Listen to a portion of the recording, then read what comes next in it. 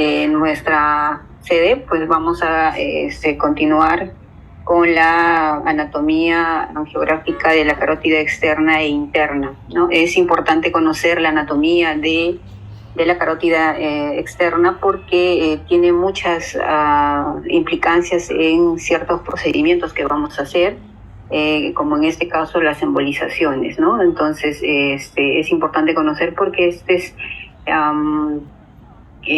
podría repercutir, por ejemplo, en dañar algunos vasos, algunas estructuras importantes. Si es que embolizamos y estas tienen anastomosis con la carótida interna, podríamos hacer daño o complicaciones en el paciente, desde émbolos hasta ceguera en el paciente o lesiones a nivel de los nervios.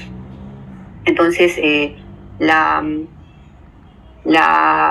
angiografía o la angiografía a nivel de la carótida externa o de la carótida interna de los vasos cerebrales va a iniciar en el arco aórtico. Entonces es importante conocer e identificar bien a nivel del callado aórtico ciertas estructuras, como por ejemplo en este caso podemos observar en este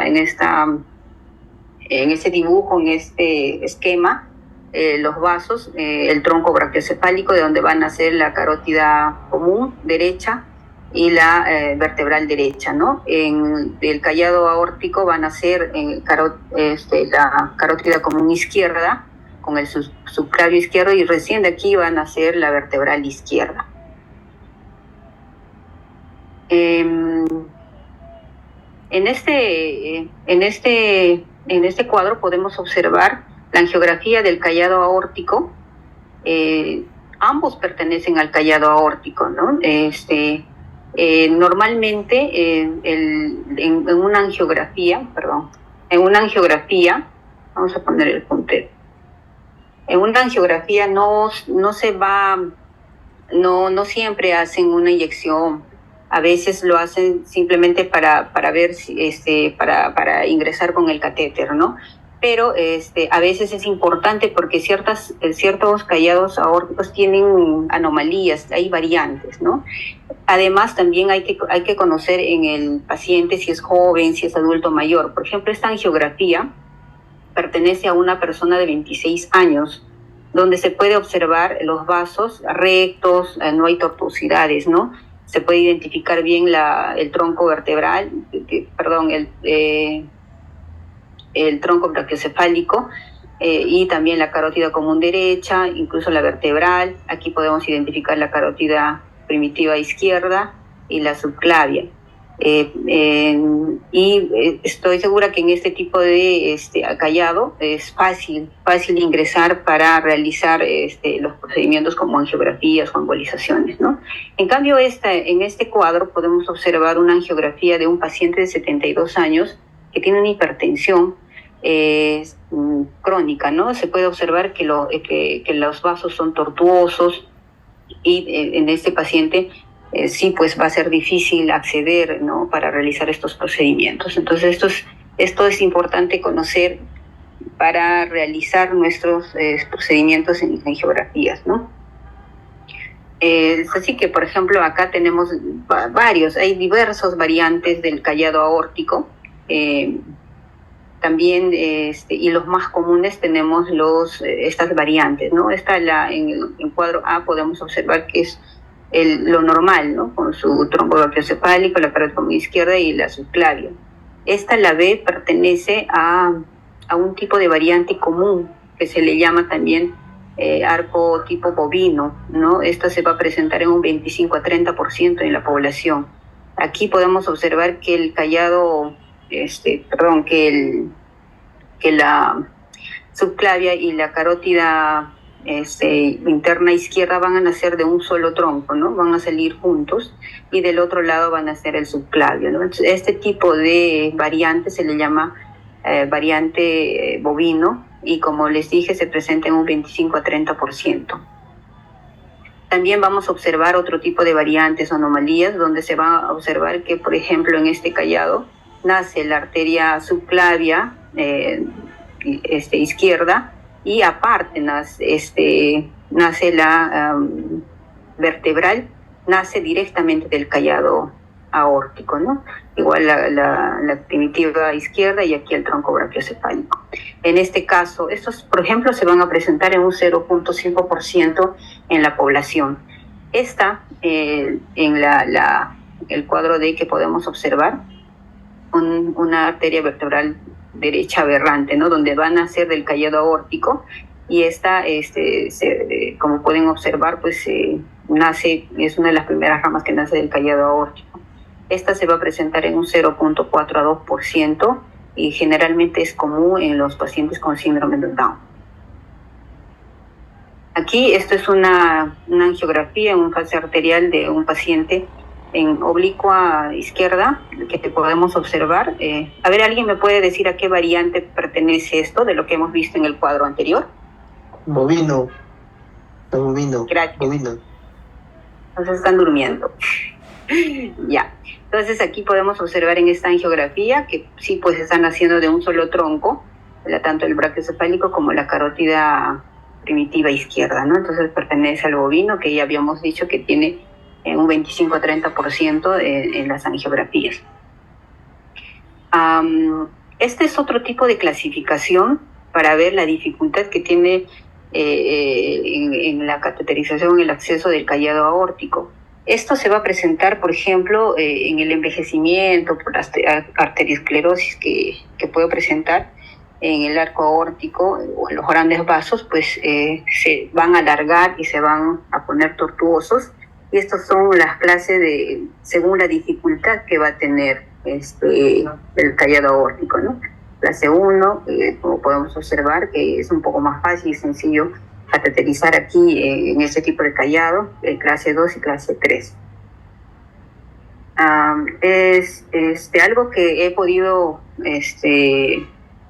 observar en la rotación, es que hay en algunos procedimientos, cuando el paciente es añoso, ¿no?, que tiene hipertensión, normalmente hacen como un estudio previo en estos vasos de la carótida primitiva o en el callado aórtico para identificar si tienen arteriosclerosis, etcétera, ¿no? ¿Por qué?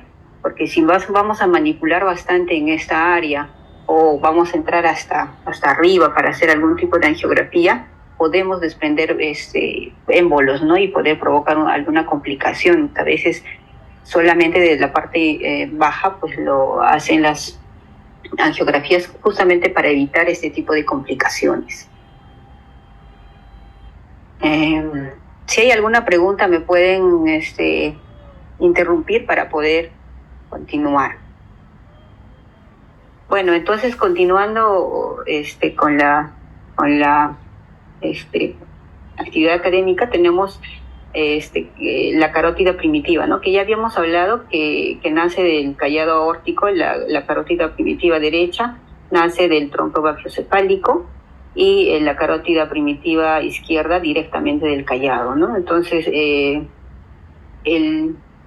la carótida primitiva, la derecha va a ser más corta que la izquierda y nace, ¿no?, en el tronco brachiocefálico y termina a nivel de la vértebra C3, C4, justo por encima del borde del cartílago tiroides, ¿no? Y se va a dividirse en sus dos ramas terminales, como podemos observar aquí, la carótida externa y la carótida interna. Igual aquí podemos observar la carótida interna y la carótida externa. ¿Alguien de acá me puede explicar o puede decirme cómo diferenciarías acá la carótida interna con la carótida externa en una angiografía?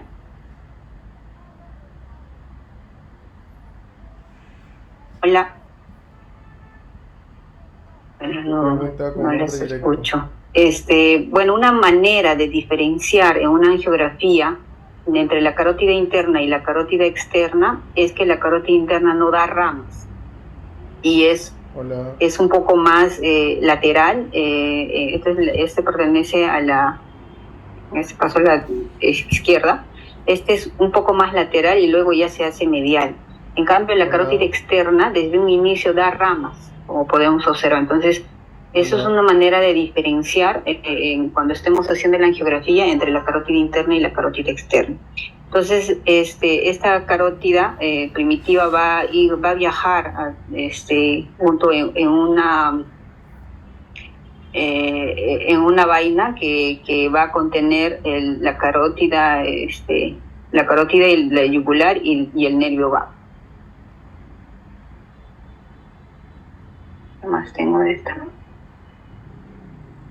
Bien, entonces hablando ya de la arteria carótida externa, es como les había indicado, la anatomía de la circulación extracraneal es mucho más desafiante que el sistema intracraneal. El dominio es importante para la prevención de las complicaciones graves en procedimientos principalmente endovasculares, ¿no? Incluida la necrosis tisular, la lesión de nervios, incluso la ceguera, como les había comentado, ¿no? Las conexiones anastomóticas entre los vasos extracraneales y la circulación intracraneal son un peligro siempre presente durante las embolizaciones extracraneales y siempre se deben evaluarse antes de proceder a algún procedimiento, ¿no? Las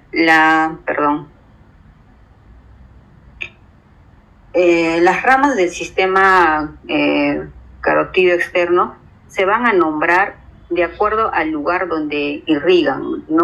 Generalmente no se nombra de dónde nacen, cómo se bifurcan, sino desde dónde irrigan, ¿no? Por ejemplo, aquí podemos observar, la carótida externa tiene 6 ramas y 2 terminales, ¿no? En este caso, algunas bibliografías lo dividen en anteriores y posteriores.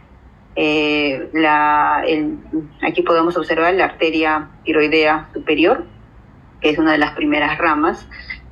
Aquí la arteria lingual, la arteria facial, esta que ven pequeño es la arteria faringe ascendente, que es una de las primeras ramas de la región posterior que van a nacer. La que sigue es la arteria occipital. El siguiente en la parte posterior va a ser la auricular posterior. Y al finalizar se va a dividir en 2 ramas terminales, que son la arteria maxilar interna y la arteria temporal superficial.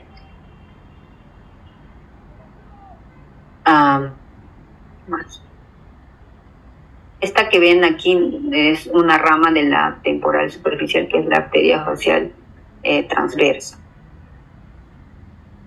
Igual forma, este es un cuadro donde podemos observar este gráfico en sentido antero-posterior de la carótida externa, donde podemos observar la carótida primitiva izquierda, que se divide acá al nivel C3, C4 en el borde superior del cartílago tiroides, en maxilar interna y maxilar externa, ¿no? Aquí podemos observar la arteria tiroidea superior, la arteria lingual, la arteria facial, aquí dividiéndose. Aquí también se va a observar la arteria temporal superficial, ¿no? Algunos cuadros no se llegan a observar en esta posición. Esto igual es una angiografía, tanto lateral y anteroposterior en fase arterial, de la bifurcación de la carótida primitiva, ¿no? En carótida interna y carótida externa. De igual forma, aquí la carótida externa y la carótida interna.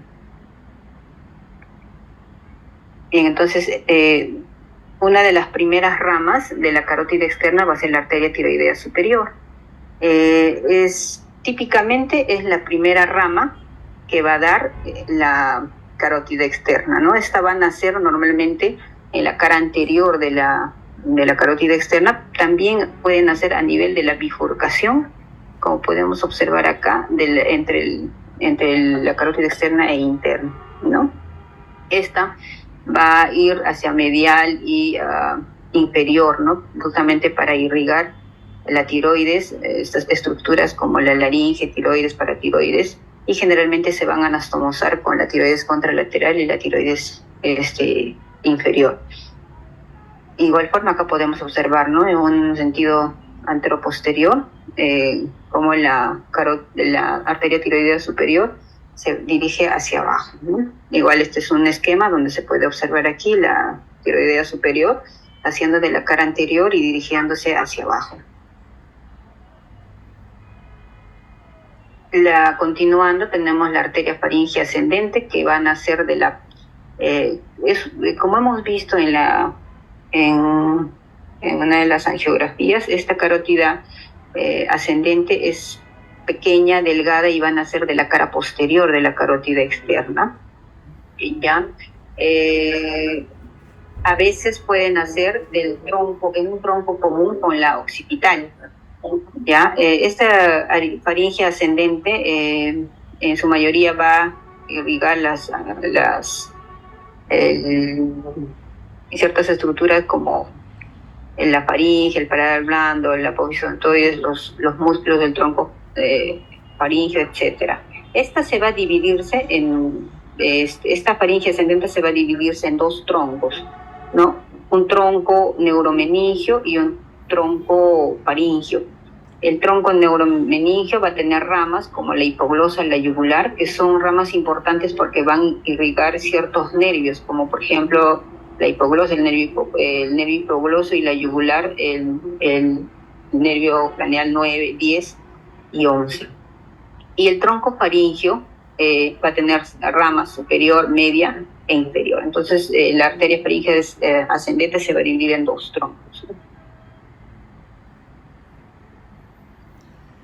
Este es un gráfico donde podemos observar cómo la arteria faríngea ascendente va a ingresar junto con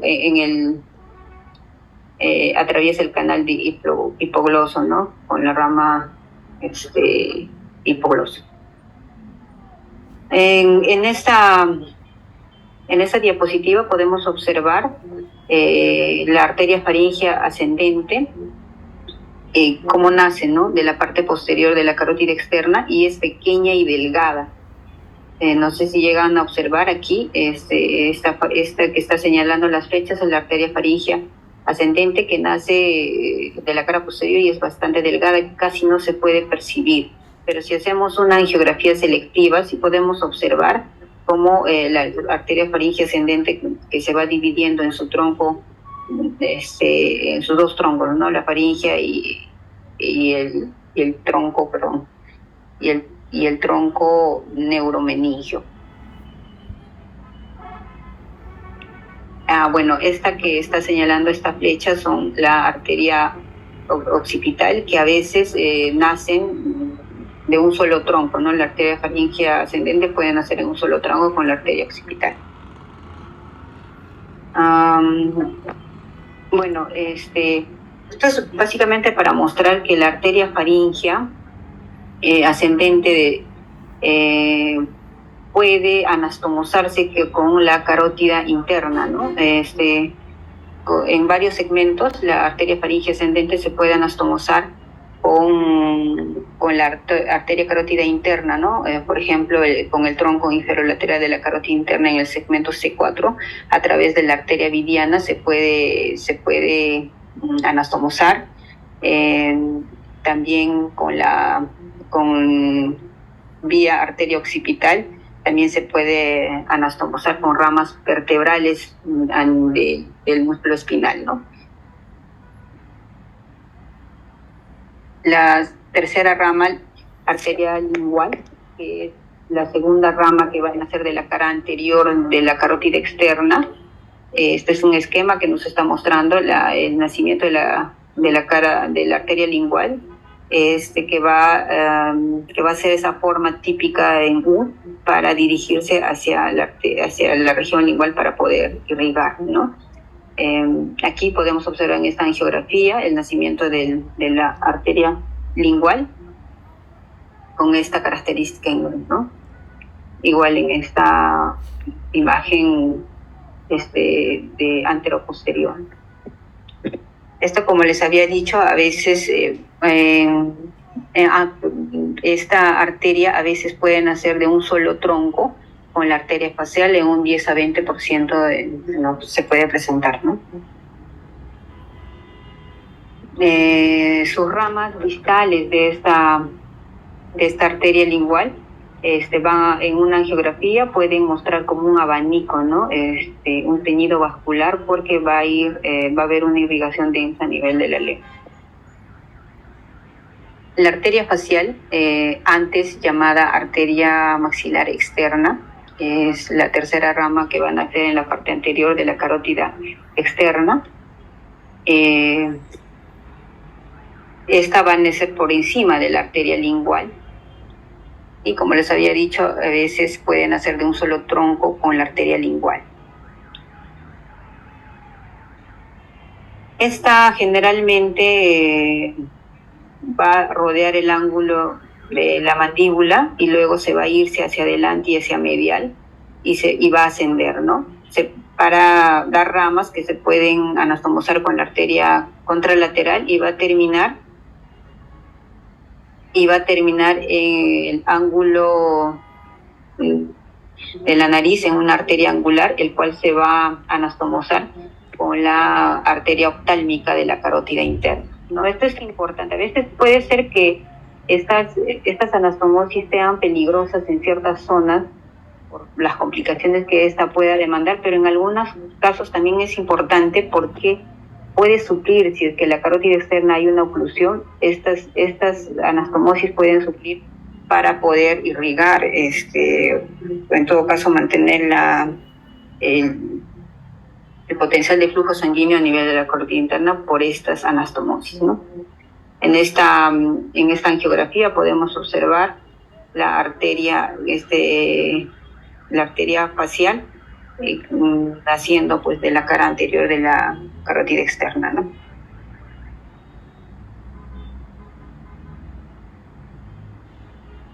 La arteria occipital.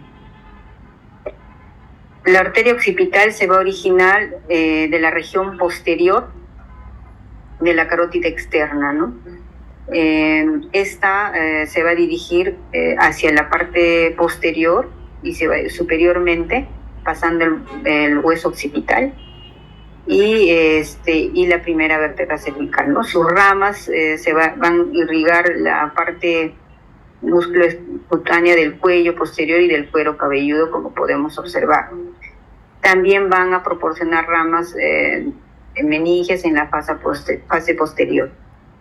Esta es una angiografía en fase arterial que podemos observar cómo la arteria occipital se va a dirigir en la parte superior y se va a ir dividiendo con sus ramas para irrigar la parte de cuero cabelludo y músculo cutáneo del cuello, ¿no?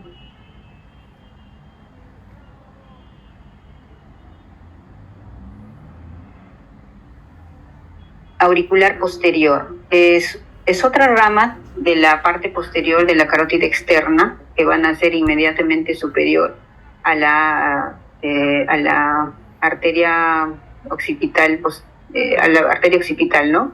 A veces también pueden nacer de un solo tronco, tanto la arteria occipital como la auricular posterior. Entonces, esta que se ve marcado es la arteria auricular posterior. Como vemos, es una rama pequeña y que nace por encima de la arteria occipital. Se va a ir posterior y superiormente y va a irrigar el pabellón auditivo, el cuero cabelludo y el conducto auditivo externo. Esta arteria también puede dar la estilomastoidea y esta es la que va a irrigar la arteria facial. También a veces esta arteria estilomastoidea puede nacer de la arteria occipital. Otorrino. Supongo que el doctor Rojas habló directamente con esta arteria va a irrigar estructuras de el doctor Rojas habló del oído, ¿no? Con el auditivo externo y se va a anastomosar con el auricular anterior, rama de la temporal superficial para irrigar el pabellón auricular, ¿no? Aquí podemos observar igual la arteria occipital y la arteria auricular irrigando, ¿no? El pabellón auricular. Sí. Ya.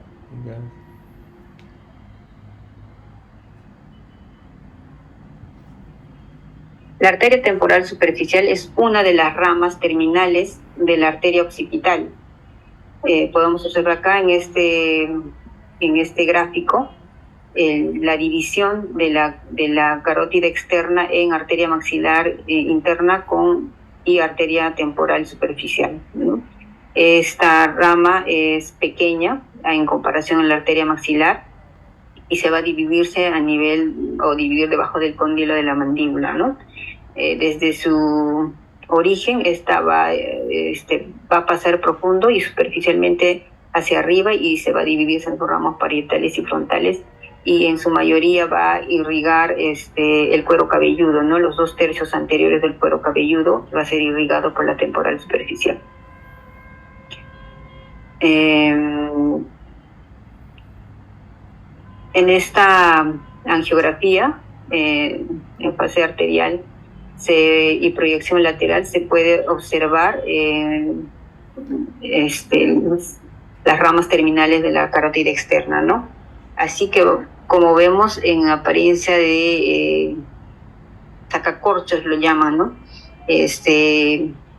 Cómo va ascendiendo y va irrigando el cuero cabelludo la arteria temporal superficial.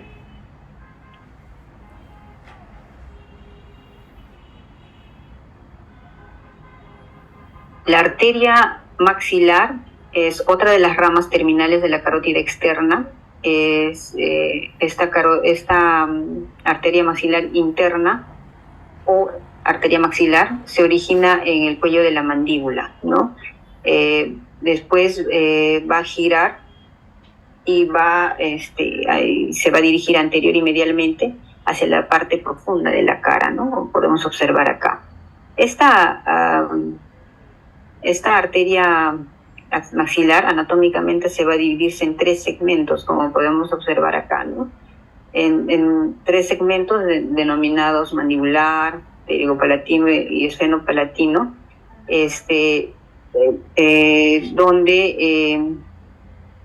donde va a dar ramas que lo vamos viendo más adelante, ¿no? El segmento proximal mandibular, esta es el primer segmento de la arteria maxilar interno. Esta, desde su origen, se va a ir dirigiéndose anteriormente y a lo largo del borde inferior del músculo pterigoideo. En su trayecto va a dar ramas. Una de las ramas importantes de este segmento es la arteria maxilar, arteria meningia media, ¿no? En este caso, esta que vemos en este esquema es la arteria meningia media. También va a dar la auricular profunda, como podemos ver acá, la auricular profunda, y la arteria timpánica anterior. También en este segmento van a ser la arteria meningia accesoria, esta que vemos acá, la arteria meningia accesoria, que a veces van a ser de la arteria meningia media.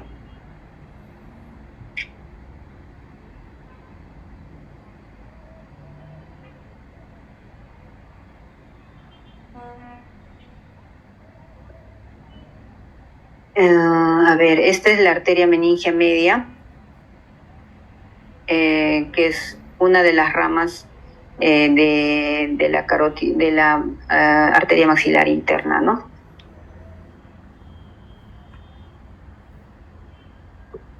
El segmento medio, que es el pterigoideo, es un segmento que va, que es la que no está en negro, ¿no? Este segmento, ¿no? Podemos observar que se extiende medialmente cruzando el espacio demasiado profundo hacia la fosa pterigopalatina. Ramas importantes que surgen en este segmento son, por ejemplo, la arteria temporal profunda media, arteria temporal profunda anterior, ramas bucales y arteria alveolar superior, ¿no? Estas son las ramas que va a dar en el segmento medio. Más.